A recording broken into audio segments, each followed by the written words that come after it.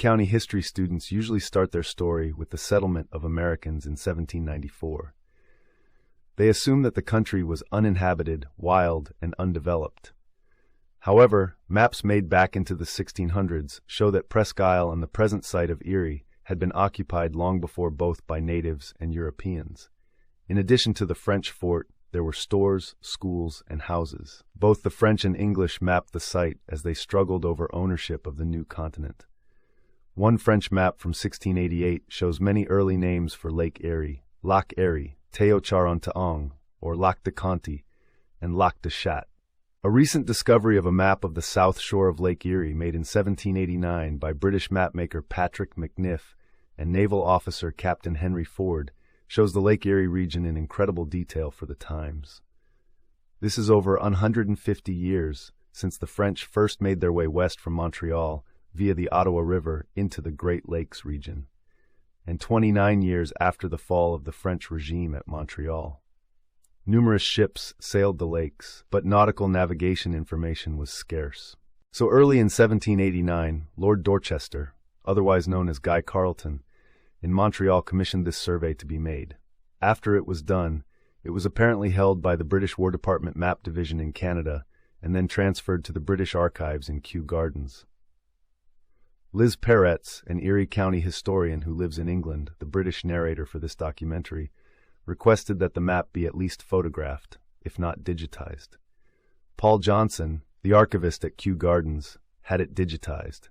According to Johnson, the British edition is in excellent condition, considering its age, having been kept rolled for over 2 centuries. Patrick McNiff did not make small maps. This one is 2.5 feet high by 9 feet long. A later map of Detroit and environs made in 1791 that also includes this map but with different notations is similar in size. That map is in the Canadian Archives. As was common in the times, William Hall, a draughtsman in Quebec, made a copy of this map in 1790. Its parts and pieces are in the Erie County, Pennsylvania Historical Society, but it is not of the fine quality as the original. That copy was apparently examined by Goihermami and sent to Lord Dorchester on October 24, 1790. Just a note, Captain Henry Ford, the lead naval officer on the surveying expedition, was apparently no relation to Henry Ford, the founder of Ford Motor Company in Detroit. One of the participants on the expedition wrote a detailed journal of the trip, which somehow ended up in the New York State Library at Albany. It emerged in 1894, and in 1904 the Buffalo Historical Society combined it, along with a number of other surveyors' journals, into one volume. Cornell University had digitized the journal in 1995 as Journal of a Survey of the South Shore of Lake Erie, made in 1789. And it is now available in a reprint made in 2019 by Hathi Trust. The journal's original title was The Journal of a Voyage Round the South Side of Lake Erie. In addition to native and European settlements and local ecology, the journal reported on the weather and wind direction, so is one of the earliest records of the unique summer weather patterns along the Lake Erie shore. This is the first time that the surveyor's journal and the beautiful map have been combined to present a better understanding of the rugged journey. It shows the relatively advanced development of the Lake Erie region by the summer of 1789. It also shows that even these early travelers weren't covering primitive lands. Following the route of the expedition, this video will start on the east end of the lake at Fort Erie and follow the map and journey westward to Detroit, combining the information for the first time since 1789. It will include detailed examinations of the shoreline, additional information from the 1792 map of Detroit, and McClean's 1786 survey of the western boundary of Pennsylvania. Photos and video footage give a sense of the scenery the voyageurs might see. The video will also show the map of western New York and Pennsylvania that John Adlum made the same summer as this map in 1789. A reminder about measurements: a fathom is 6 feet, 1.83 meters.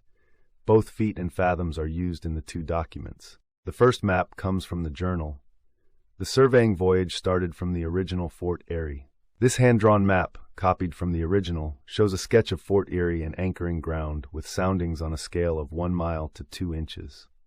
It shows the location of Fort Erie, which was located along the Niagara River bank, not at the present location, on Sunday, June 28, 1789.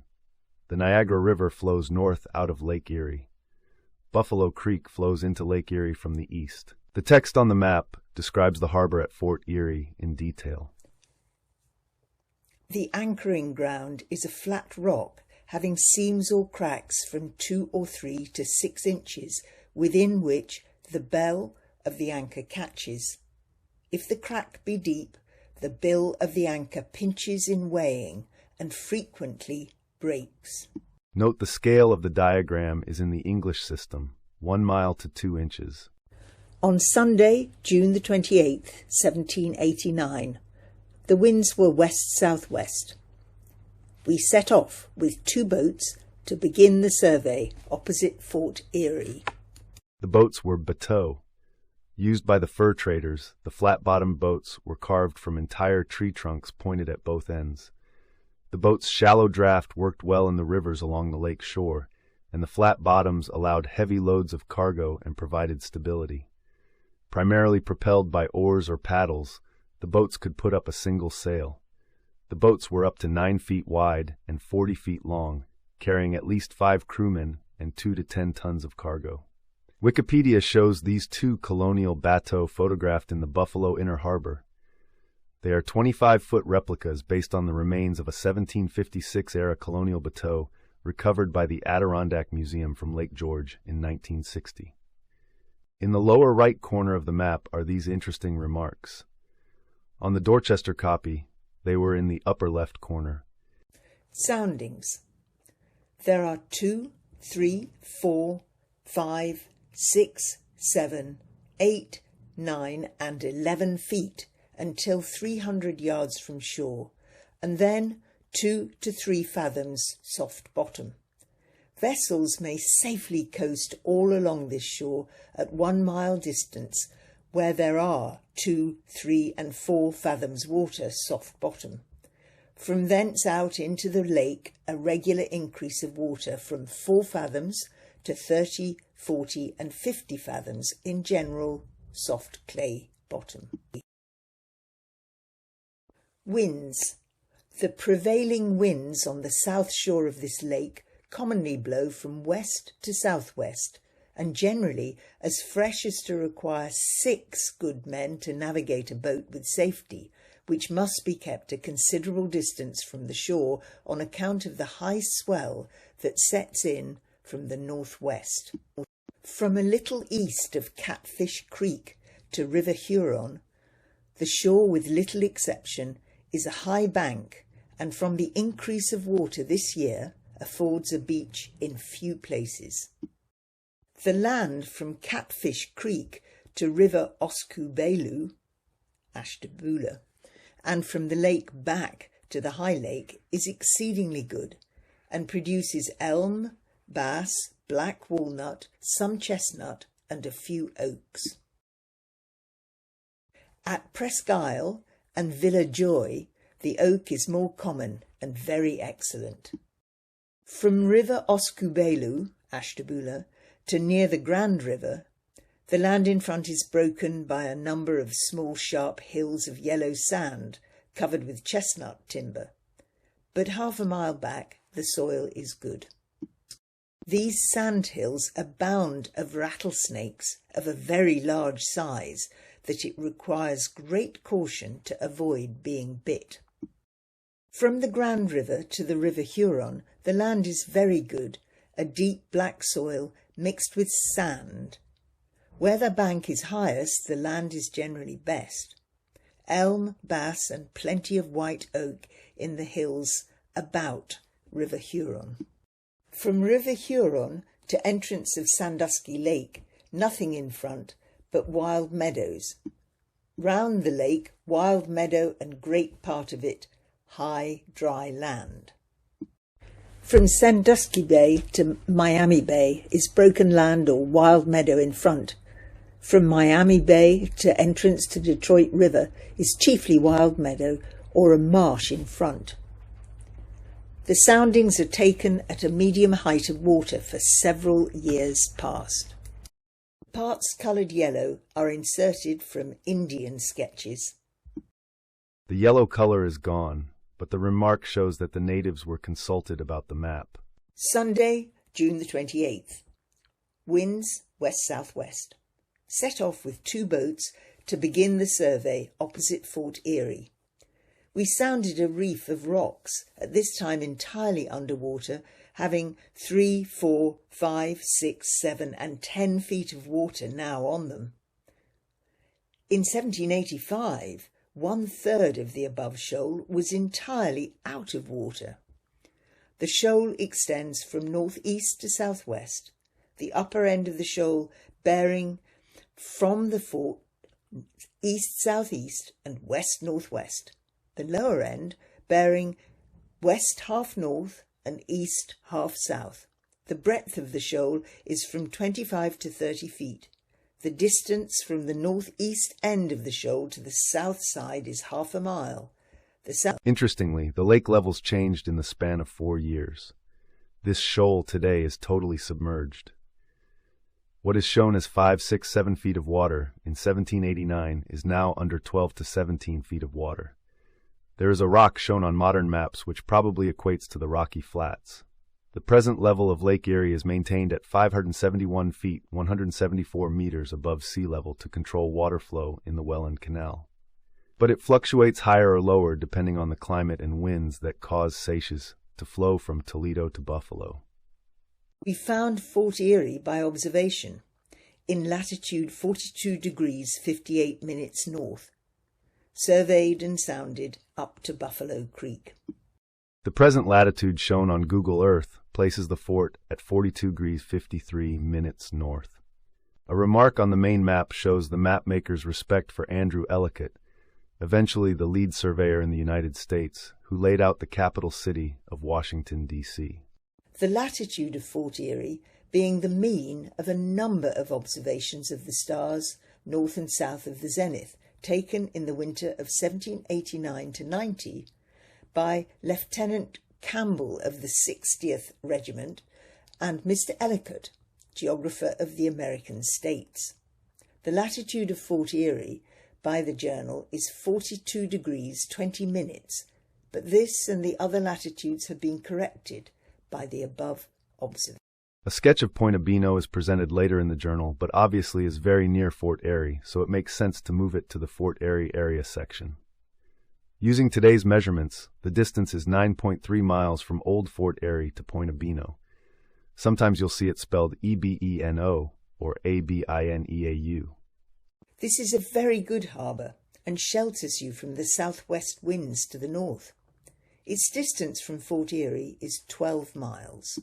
On Monday, June the 29th, the winds blew west-southwest. Finding the sea too high, we put into Buffalo Creek and secured the bateau. The right end of the main map is discolored from being exposed to light for 235 years, but doesn't impair legibility. Buffalo Creek is navigable for boats 6 miles up. Extensive flats of excellent cleared lands are occupied by 3 tribes of Indians.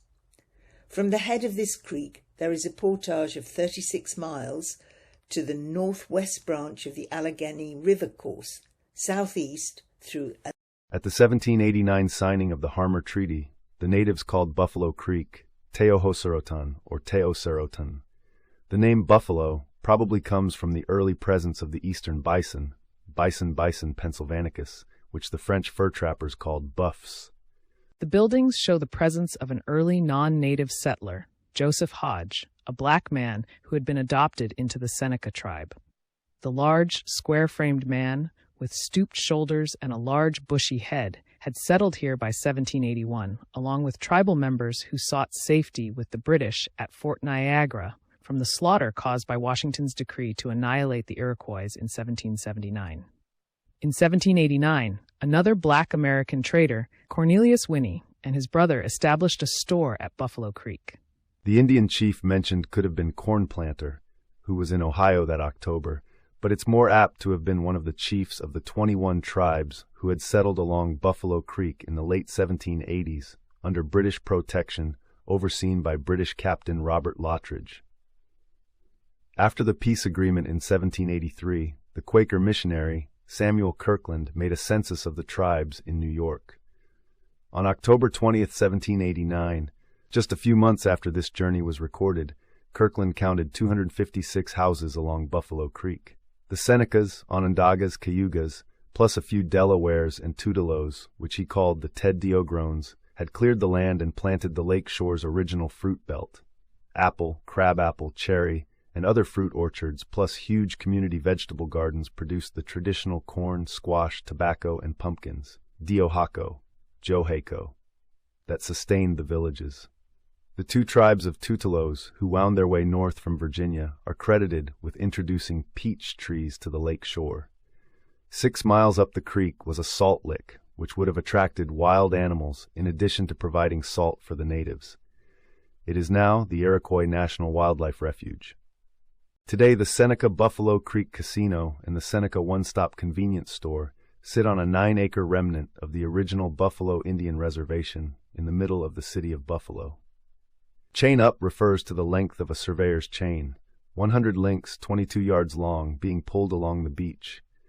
1 mile is 160 yards, 80 lengths of chain. Monday, June the 29th.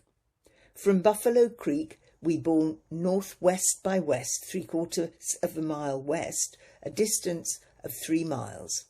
We continued the survey about 2 1/4 miles up the beach until the sea prevented us by breaking over the beach.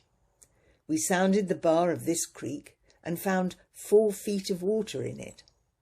Formerly, in 1785, part of this bar was entirely dry, and on the rest scarcely enough to float a bateau. After you're in the creek, the soundings are from 2 to 3 fathoms. The land on each side is remarkably good and fit for culture. The Indian chief who's with the party says it continues so. Sounded bar of this creek and found 4 feet of water on it. In 1785, part of this bar was entirely dry, showing that the lake level had risen in 4 years. Notice the reference is in fathoms, not feet, but the map is in feet. Tuesday, June the 30th. Winds west by south. A sea from the westward. Could not get on with the boats. Continued the survey along the shore. At 2 p.m, the wind and sea fell. Set out with the boats and surveyed along the shore. Found in general 2 and 3 fathoms of water at a distance of 200 yards from the shore, clay bottom. A vessel with good cables and anchors may ride out any gale of wind on this lake on this part of the south shore. Got with the boat 7 miles above Buffalo Creek.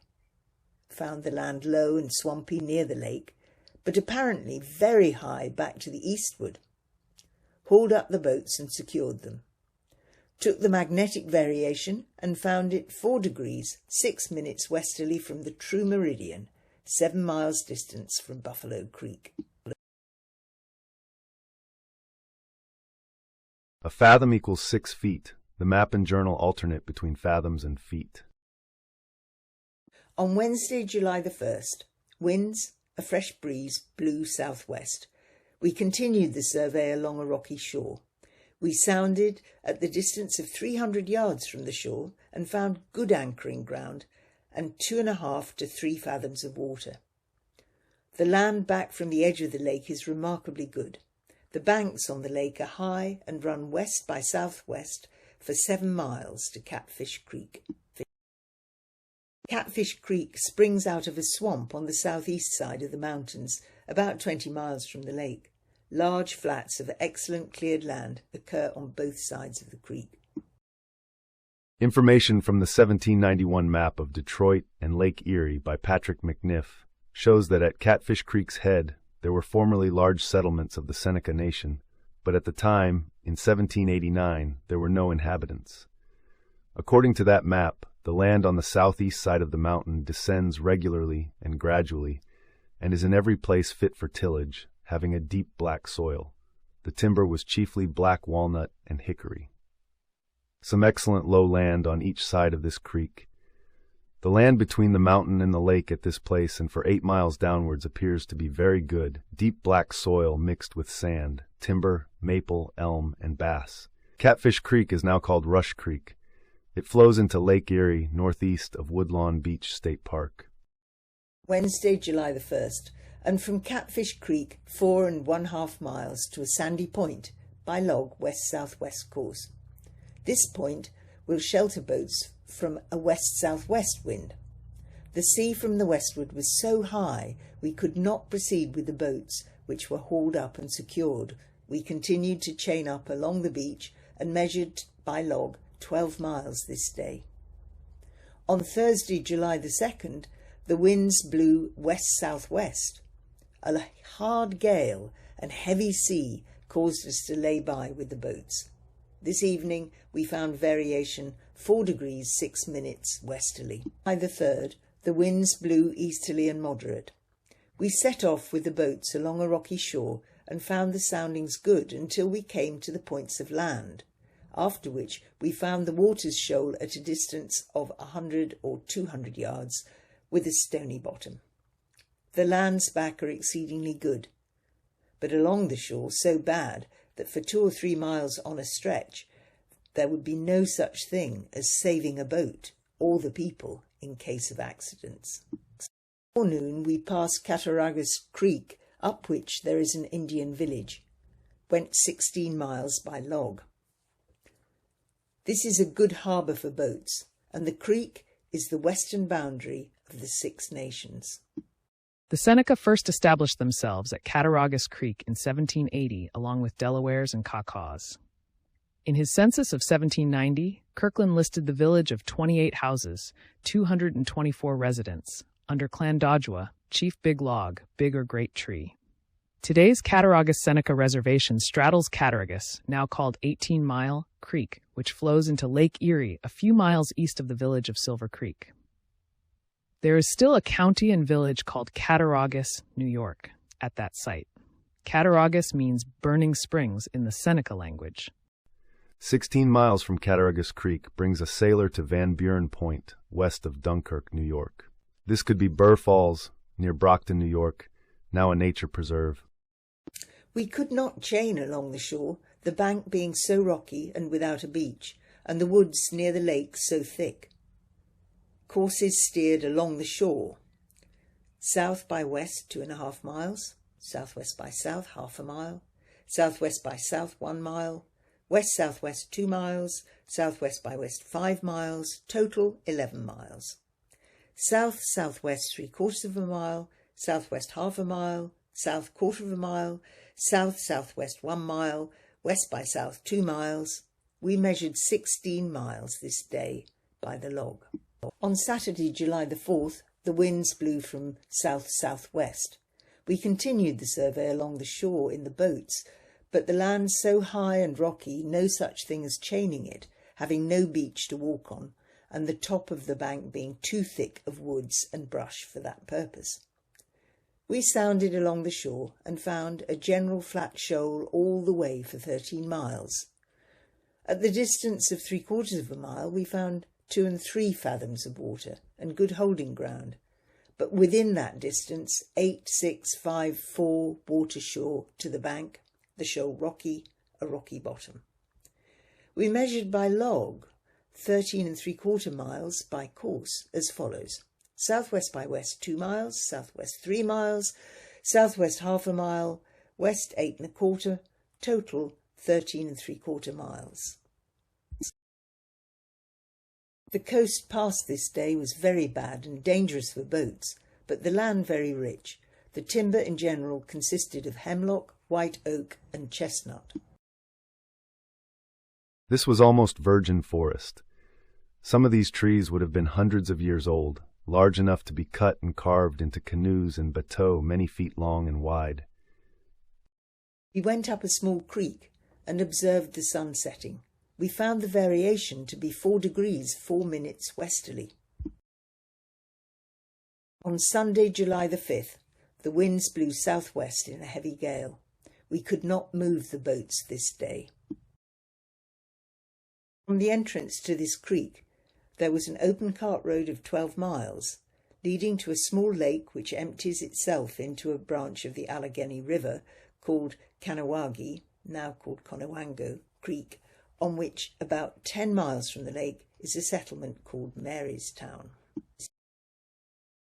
While the British were sailing the rough waters in 1789, in one of his earliest assignments, American surveyor John Adlum was examining the land now called New York and western Pennsylvania.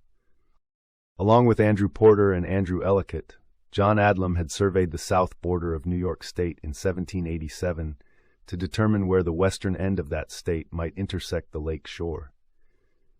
In 1789, he accepted a commission to survey 4 tracts to be reserved for Pennsylvania: Presque Isle, LeBoeuf, Fort Franklin, and the mouth of the Conewango at Warren. In June of 1789, while at Franklin, he agreed to check on the surveys which the British had supposedly made in the Bay of Presque Isle. So he came to Presque Isle. He and his crew were at Presque Isle on July 27th, 28th, and 29th.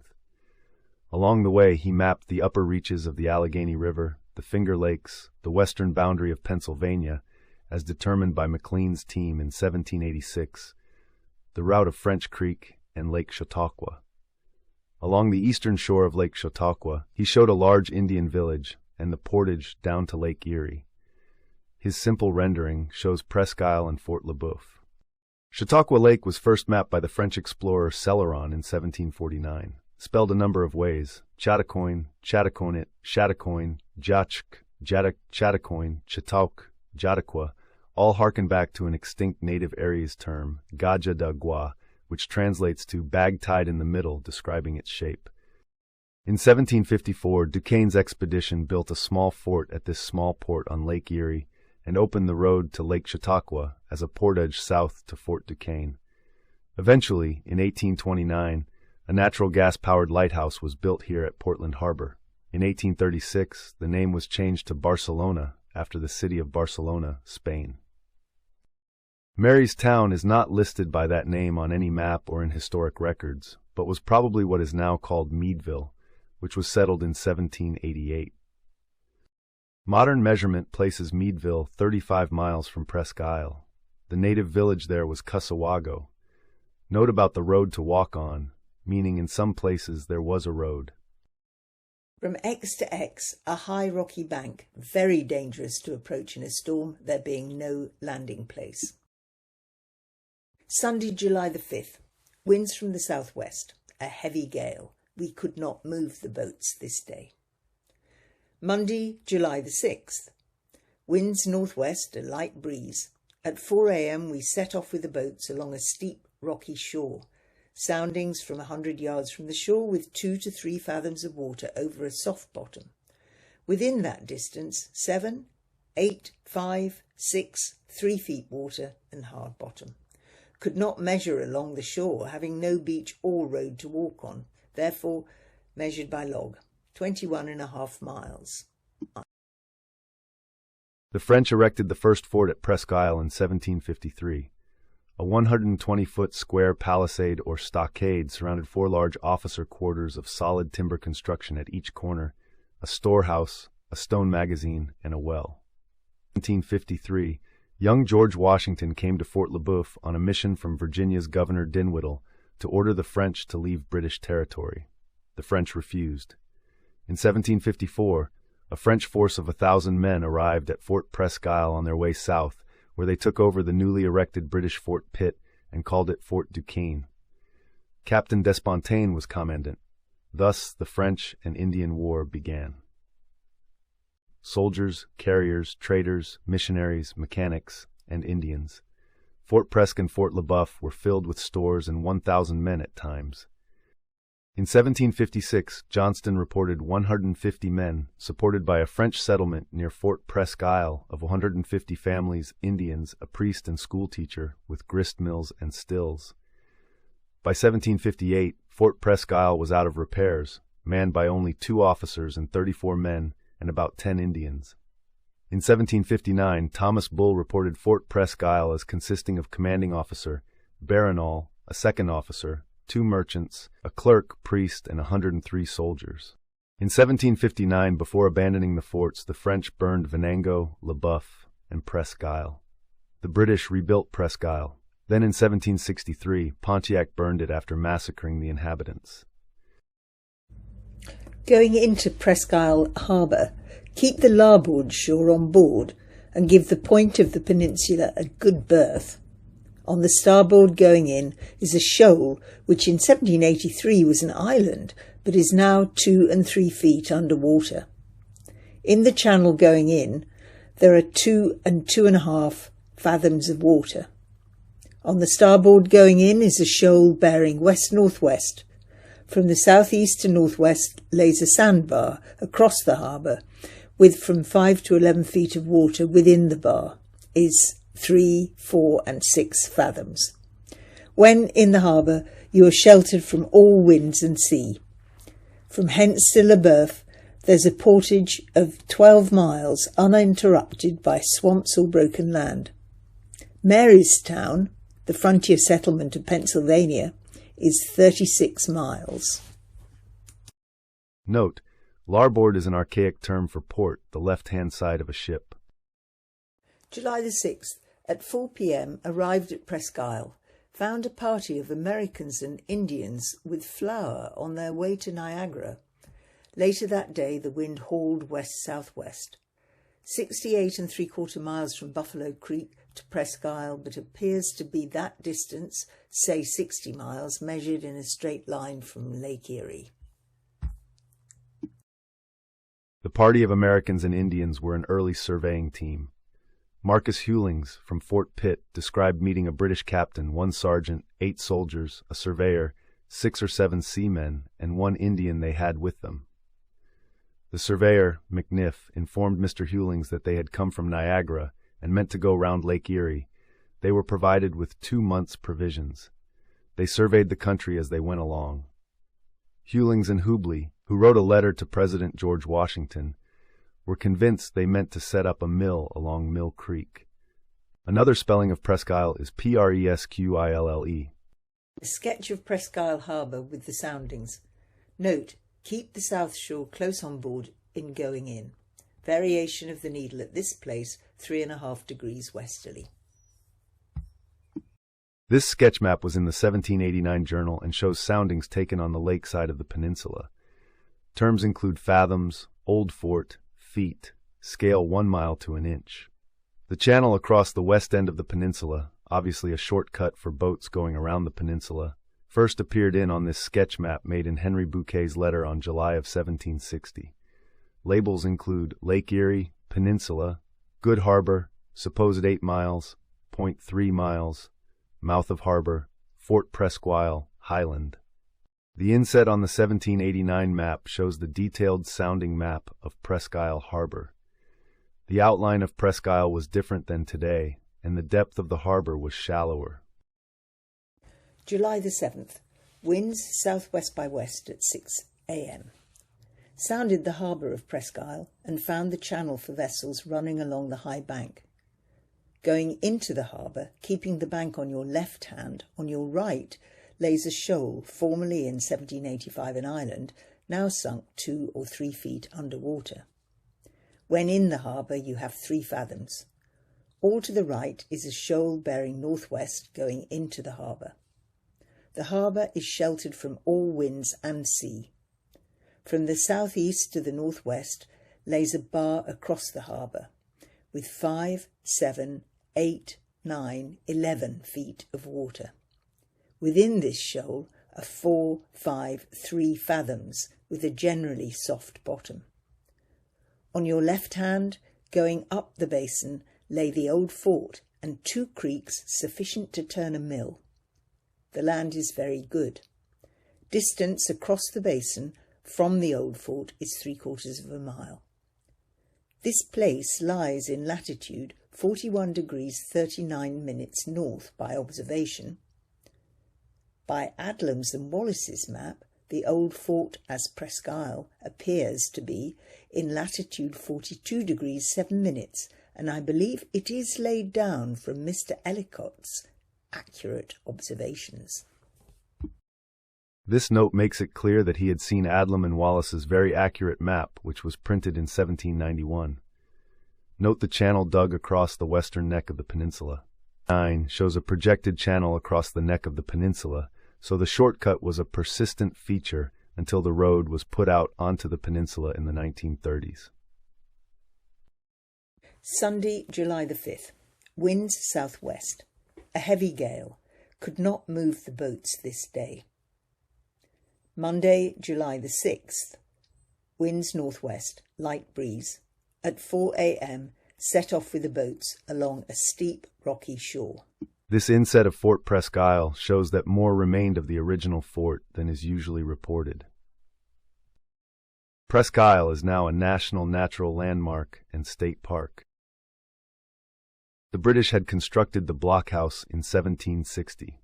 It was 56 feet square, 16 feet high. There were 8 large rooms with chimneys, besides 4 rooms for officers in the bastions that covered the angles. There was an entrenchment around the blockhouse, with 4 raised bastions. In 1763, Pontiac ransacked the fort, massacred the residents and soldiers, and burned the buildings. Where General Anthony Wayne died and was originally buried, the blockhouse has been rebuilt a number of times. Wednesday, July the 8th. Winds southwest. People employed in surveying the ground in and around the old fort of Presque Isle. Up the creek next is exceedingly good land.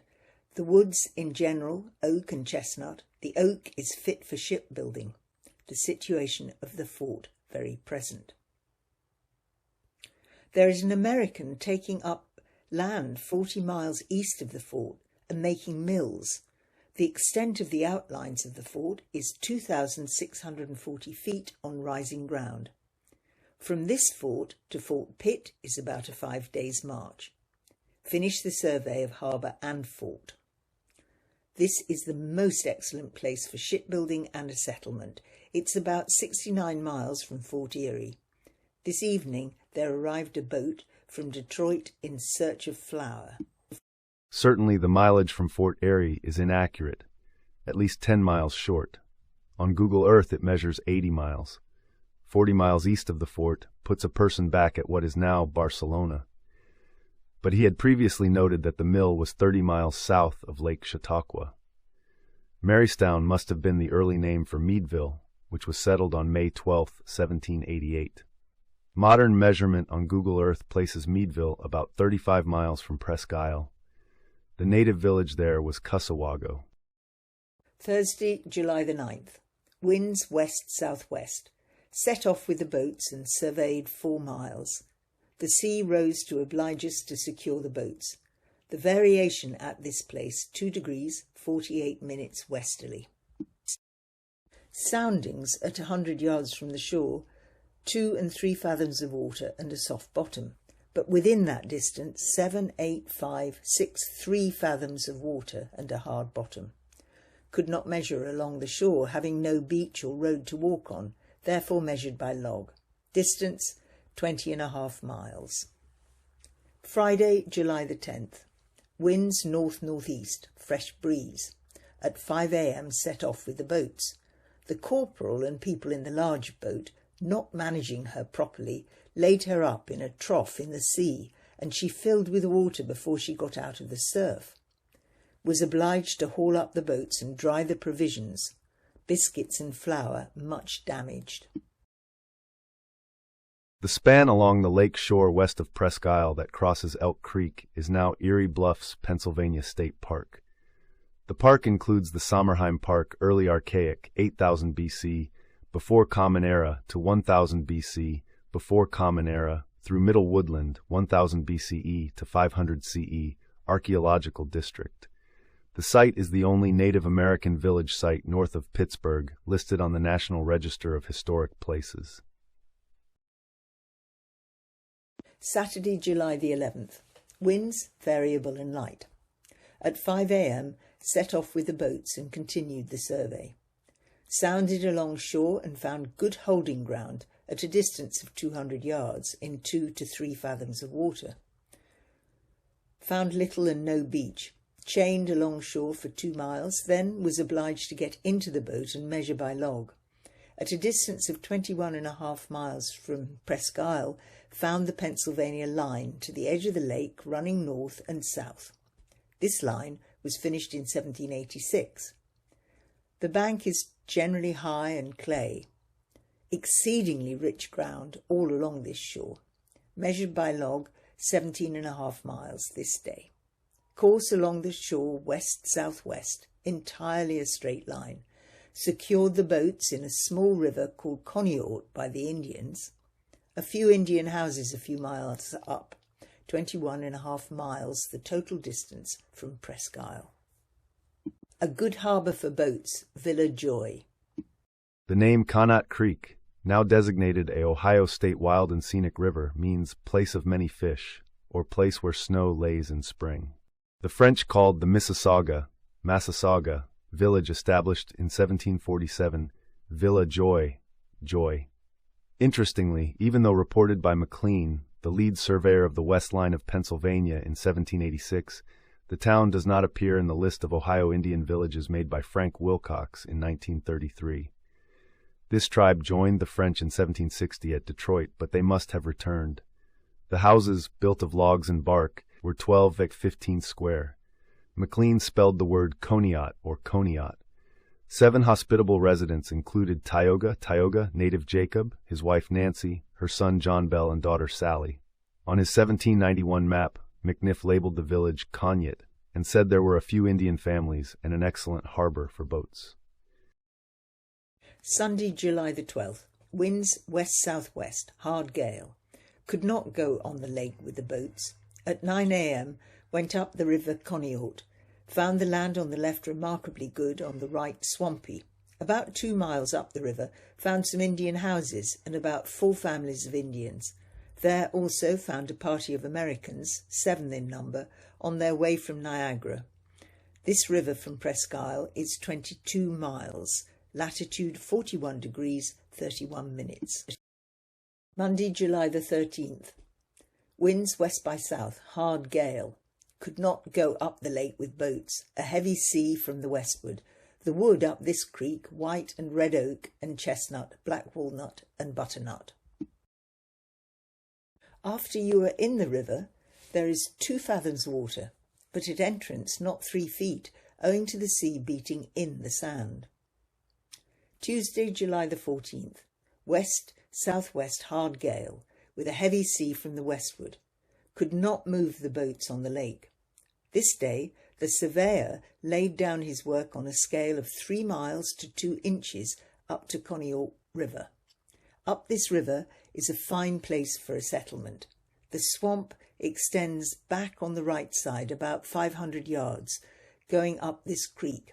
Then high land, remarkably good.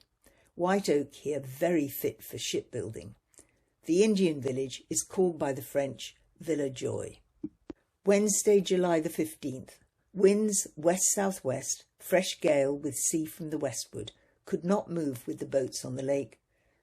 Latter part of the day more moderate. The 1791 map has a note along this part of the shoreline. A vessel may very safely coast all along this shore, at 1 mile distance where there is 2, 3, and 4 fathoms water, soft bottom, thence out into the lake a regular increase of water. Ashtabula, another Ohio scenic river, has also been called Riviere Oscubolou, and Ashtabula, from the Lenape language, Ashtapihile, always enough fish to go around to be given away. Thursday, July the 16th. Winds west-southwest, light breeze. At 5 a.m, set off with the boats and continued the survey. Began to chain along shore for 3 miles. The road then getting bad, was obliged to measure by log. This is the first mention of a road along the lake shore west of Connaught. The historic Native Lake Trail ran from the Rocky River to Fort Niagara along the ancient Whittlesey Beach Ridge, which is now called US 20 Buffalo Road. Soundings along shore exceedingly good. At 300 yards from the shore, 2 and 3 fathom water, soft bottom. But within that distance, 11, 8, 9, 7 and 4 feet.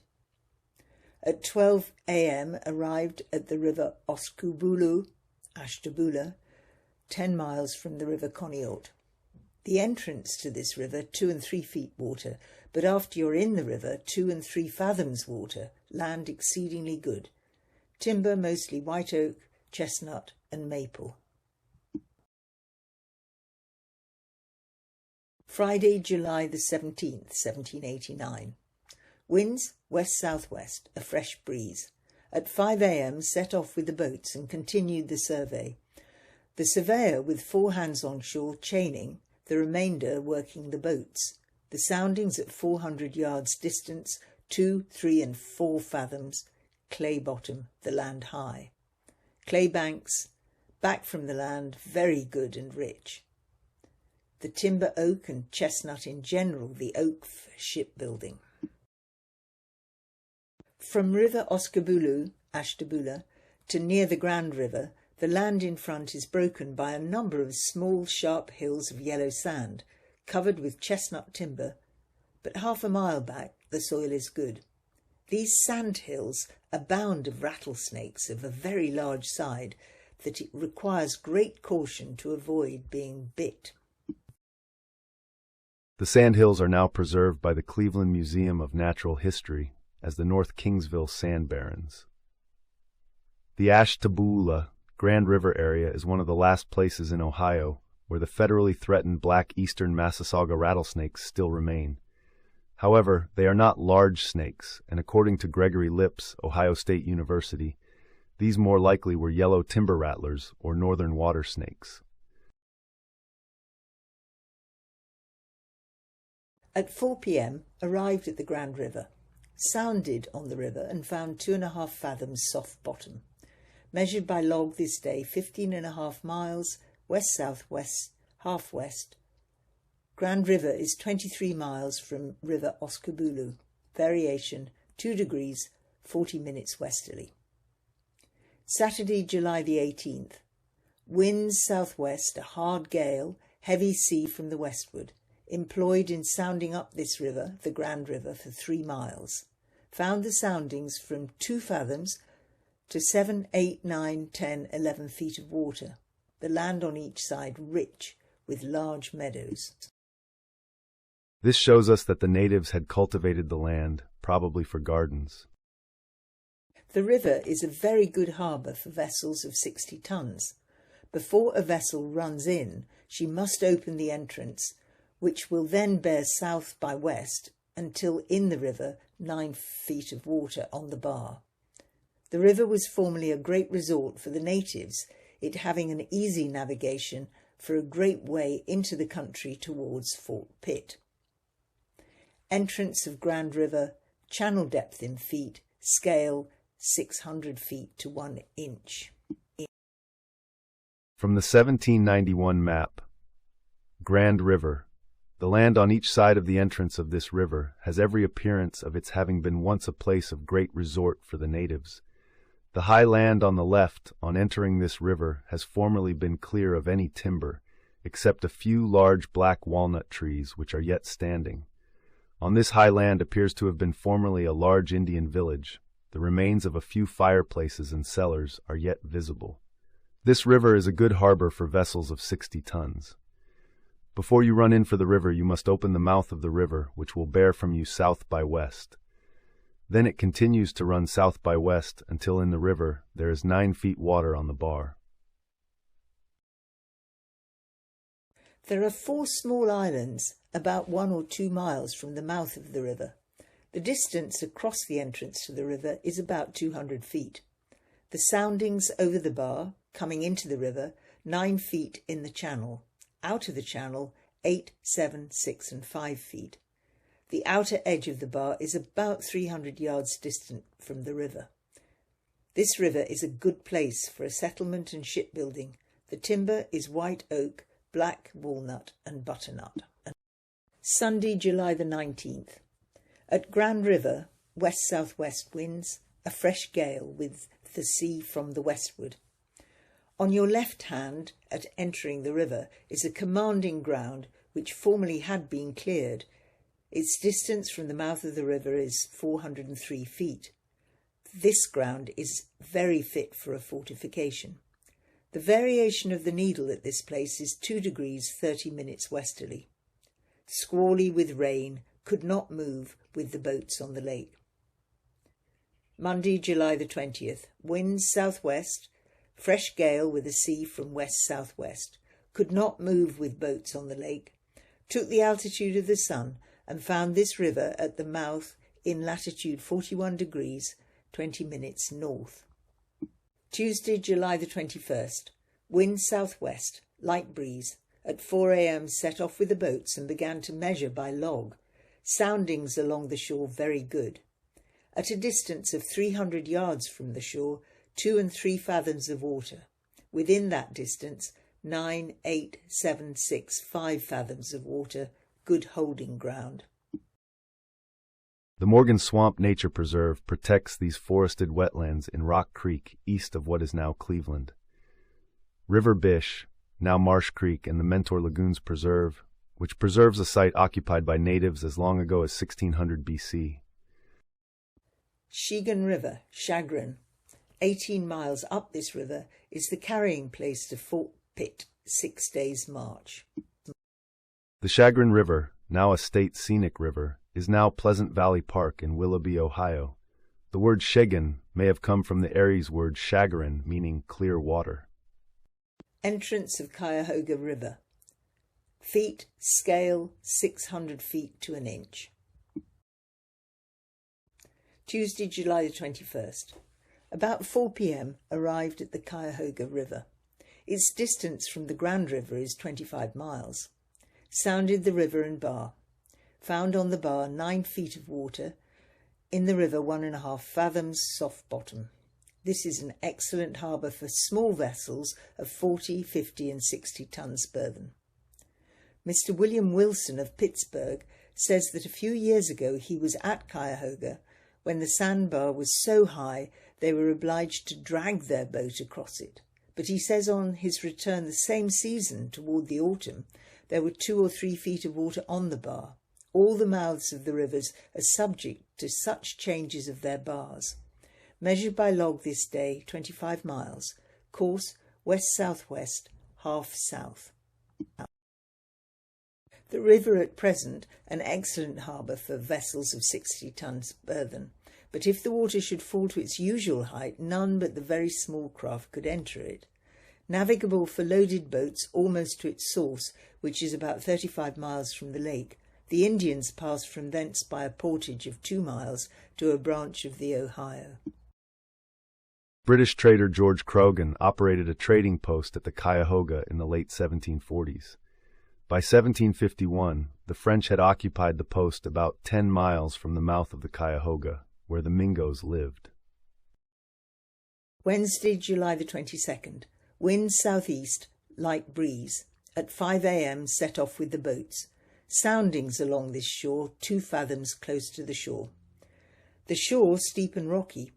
No such thing as sailing a vessel along this shore in case of accident for 19 miles. The land apparently good. Entrance of Rocky River. Feet scale 600 feet to an inch. Wednesday, July the 22nd. At 7 a.m. arrived at the Rocky River. Distance from Cuyahoga 6 miles. I have certain information that along this section of the Rocky River there are grindstones of the most excellent quality. From the 1791 map, this river heads about 35 miles back from the lake. From its head the Indians pass by a portage of 1.5 miles into a branch of Muskingum River, which falls into the Ohio. It is navigable for boats almost to its head. On its banks are 2 villages of Indians, the one about 6 miles from its entrance, the other near its head. It is an excellent harbor for vessels of 60 tons. The French had trading posts at the Cuyahoga, Sandusky, and the Maumee rivers, plus one on the Miami, Maumee, where there was a portage to the western rivers. Wednesday, July the 22nd. Sounded the bar and found 9 feet of water, sufficient to carry any small vessel into the river. After you are in the river are 2 fathoms of water. Rocky River. From 0 to 0 is a perpendicular rock 60 or 70 feet high with 6 feet of water at the bottom. It's very dangerous approaching this place in stormy weather, as there is no possibility of saving boat or hands except in Rocky River, which has 8 feet water on the bar. Bradstreet's Landing near the Rocky River is where General Bradstreet's expedition, on the return from putting down Pontiac's rebellion, was smashed during a storm in the fall of 1764. The soldiers returned to Montreal on foot. At 9 a.m. set off with the boats. Measured by log this day 24 miles. Courses as follows: west 3 miles, west by north 6 miles, west-northwest 6 miles, and west-southwest, half-west 9 miles. At 4 p.m. arrived at the river Reenhouse, the Black River, and secured the boats. The Black River flows into the lake at Lorain, Ohio. The Vermilion River flows into the lake at Vermilion, Ohio. The Huron River flows in at Huron. The northern part of the Huron River was a well-known outpost for many French-Canadian traders, including Gabriel Huneau, who ran an Indian trading post there in the 1780s. Thursday, July the 23rd. Winds south-southwest, light breeze. At 4 a.m. set off with the boats. The land in general low. Sounded and found the water not so steep as along the other parts of the shore, it being shoaled to a distance of 1 mile, a sandy bottom. At the distance of a mile, 2, 3 and 4 fathoms of water, clay bottom. A great deal of meadowland along this shore. At 12 p.m. passed the Vermilion River, and at 3 p.m. arrived at the River Huron. Went up to see the village. Found it about 7 miles up the river on rising ground. They have in the village 3 priests. The land extremely good with large meadows along the river. Measured by log and chain, 17.5 miles west, half a mile south, 10 miles west by north, 7.5 miles. Huron River, variation 2 degrees 30 minutes west. The River Huron, at a distance of 10 miles from its mouth, affords scarcely any water in dry seasons. Friday, July the 24th. Winds southwest, fresh breeze. At 5 a.m. set off with the boats. Surveyor on shore with 4 men chaining. Sounding along the shore, shoal water to the distance of 3/4 of a mile, sandy bottom, and then 2 and 3 fathoms of clay bottom. All along this shore, low land with meadows. At 12 p.m. arrived at Sandusky. Sounded the entrance of the lake and found 2 fathoms water in the channel. By observation found this place in latitude 41 degrees 15 minutes north. The deep water going into Sandusky Bay lies to the left. After you are over the bar, you have 4 and 5 fathoms. The channel runs northeast and southwest. From the River Huron to this place, the entrance to Sandusky Bay, is 9 miles, course west-northwest by half north.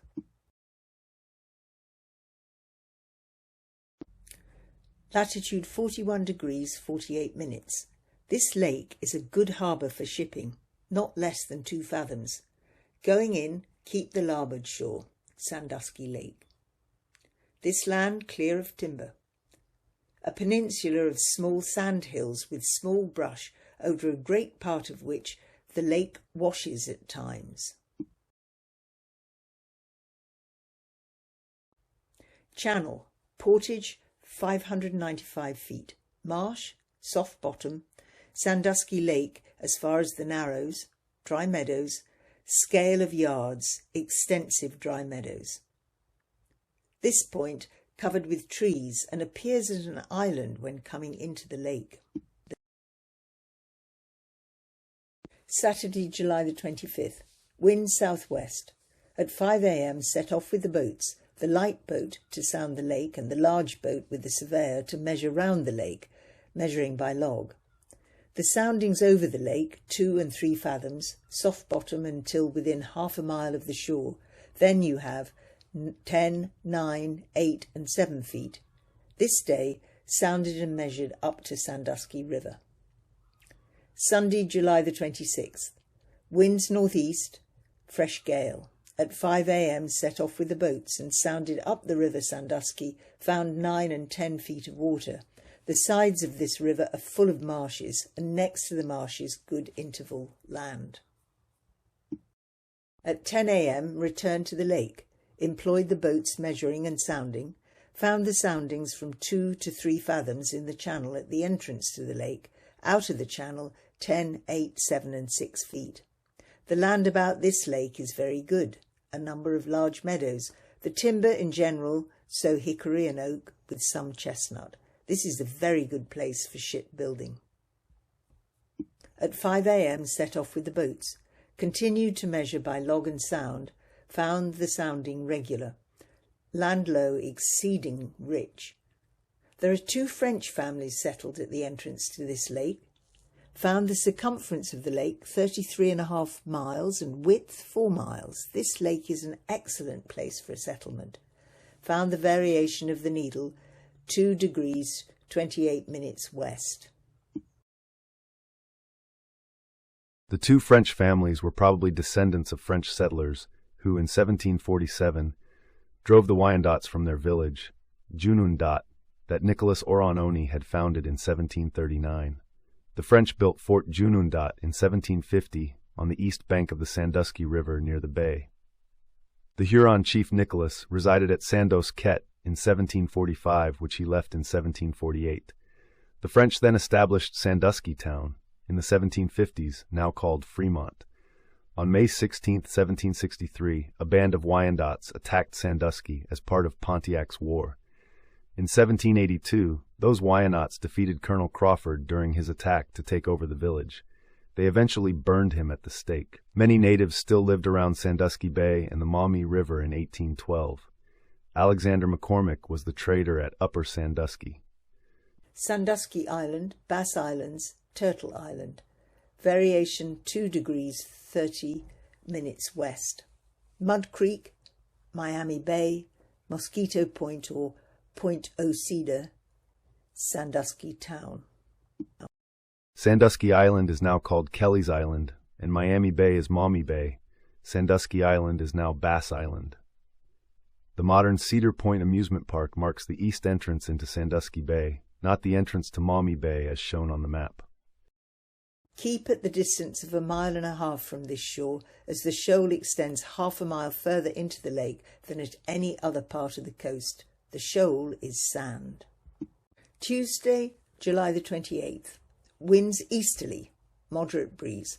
At 5 a.m. set off with the boats, continued to measure by log, there being no beach. At 7 a.m. abreast of Sandusky Island. Its distance from the mainland is 2.5 miles. The channel between the island and the mainland is called Sandusky Channel. Soundings through this channel 7, 5, 6 and 3 fathoms. From the main shore it is shoal at a distance of 0.5 mile from the shore with a sandy bottom. At 10 a.m. past the Bass Islands. Measured by log this day 25.5 miles. Course as follows. North by west 4 miles, west-northwest 4 miles, west by north 3.5 miles, southwest 10.5 miles, northwest 4.5 miles. The land very good with large meadows. Wednesday, July the 29th. Wind southwest, a moderate breeze. At 4 a.m. set off with the boats. Continued the survey. Found all along this shore a shoal, a general flat, to a distance of 1 mile from shore a sandy bottom. Land swampy with large meadows overflowed with water in front. Measured by log this day 20.5 miles. Courses northwest 3.5 miles, west-northwest 13.5 miles, northwest 3.5 miles. At 3 p.m. arrived at Miami Bay. The land about 2 miles back from the marshes exceedingly good, 20.5 miles. Frontenac built Fort Miami in 1680 near the North Maumee Bay archaeological site, which dates from the late Woodland period, 900 CE to 1200 CE. In 1745, the Miamis seized Fort Miami, took 8 Frenchmen, and destroyed the buildings. The French abandoned Fort Miami in 1747, then rebuilt it in 1748. After the British occupied it, Pontiac attacked in 1763 and the British surrendered. But some Canadians and Miami Indians stayed. Even though the land was American, the British rebuilt the fort in 1785. It is now a National Historic Site. Maumee Bay is now home to Maumee Bay State Park and numerous wildlife refuges, Crane Creek and Maygee Marsh, along with Cedar Point, West Sister, and Ottawa National Wildlife Refuges. Thursday, July the 30th. Winds southwest, fresh gale. At 5 a.m. set off with the boats and continued the survey. One boat to measure by the log, the other to sound. From this bay, Miami Bay, to be 10 miles round. Its depth, water 2 or 3 fathoms, the channel going into the bay to northwest of Cedar Island, which stands in the mouth of the bay. Measured from the mouth of the bay to the Detroit River by log, 25 miles. Courses northwest, 4 miles, northeast, 15, by northeast, 4 north, north-northeast 2.